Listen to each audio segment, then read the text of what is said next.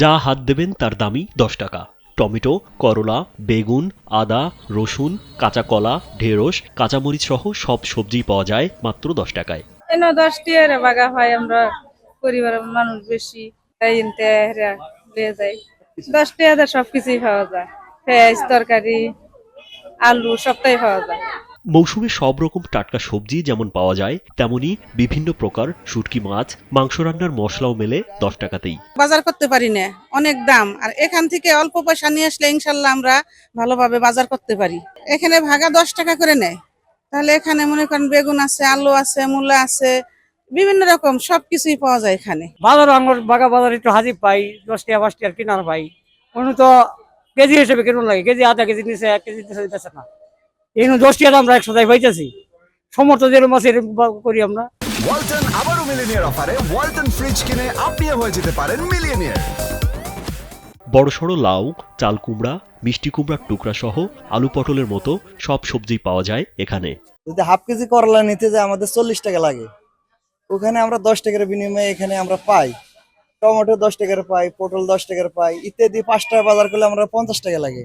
আর অন্য জায়গায় বাজার করলে 5টা বাজার আমার করতে গেলে আমার 250 টাকা লাগে। আমাদের প্রতি আসলে সম্ভব না, তো এখান থেকে সবাই আমরা বাজার করে সুবিধা পাই। মূলত গাজীপুরের গার্মেন্টস ঘেরা কোনাবাড়িতে নিম্ন আয়ের শ্রমিকদের 3 বেলা খাওয়া সহজ করতেই সৃষ্টি হয়েছে 10 টাকার বাজার। বর্তমানে আমবাগের এই ব্যতিক্রমী বাজার যেন নিম্ন আয়ের মানুষের জন্য এক আশীর্বাদ। মিষ্টি লাউ লইলাম, আর করলা লইলাম, আদা লইলাম, রসুন লইলাম।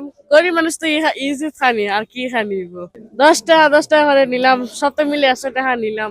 এখান থেকে বড় বাজারে গেলে আপনার 1 কেজি লাগে 50 টাকা 60 টাকা, আর ওইখান থেকে দেখা গেল যে এই 1 কেজির দামে সবগুলা হয়ে যায়। সবজি ভেদে নির্দিষ্ট পরিমাণের একটি করে ভাগা তৈরি করে বসে থাকেন বিক্রেতারা। ক্রেতারা এসে যে যার চাহিদা মতো কিনতে পারেন প্রয়োজনীয় সবজি। স্বল্প আয়ের মানুষের সাধ্যের মধ্যে বাজার করার সুযোগ করে দিতে কয়েকজন বিক্রেতার আন্তরিক উদ্যোগে সৃষ্টি হয়েছে এই মানবিক বাজার।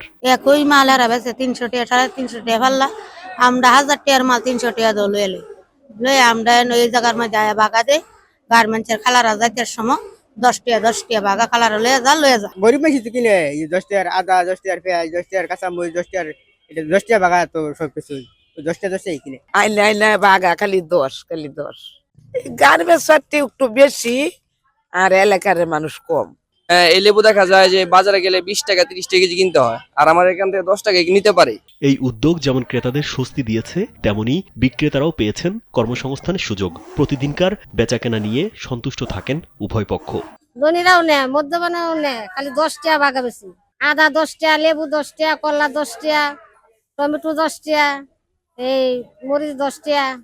বেচা কিনা মালের দাম হচ্ছে না, বেচা কিনা একটু ভালো হইতেছে। এটা একজনের সীমিত আছে, 10 টাকা পান নিতেছে, 10 টাকা সুপারি নিতেছে, একদিন পরিমাণে চলে যেতেছে। কারণ 50 টাকার সামর্থ্য নাই, 50 টাকার 5 সুপারি নিবো কেমনে। রিস্কাওয়ালা নেয়, এই গরিব বাংলা তারা নেয়, কম দামদা সাদা তারাও বেশি। স্বার্থের ঊর্ধ্বে উঠে সমাজের পিছিয়ে পড়া মানুষের পাশে দাঁড়ানোর এক অনন্য উদাহরণ তৈরি করেছে এই 10 টাকার বাজার। কোনাবাড়িকে মডেল ধরে এরকম বাজার গড়ে উঠতে পারে দেশের সব অঞ্চলে। রাজীব বিশ্বাস, কালবেলা।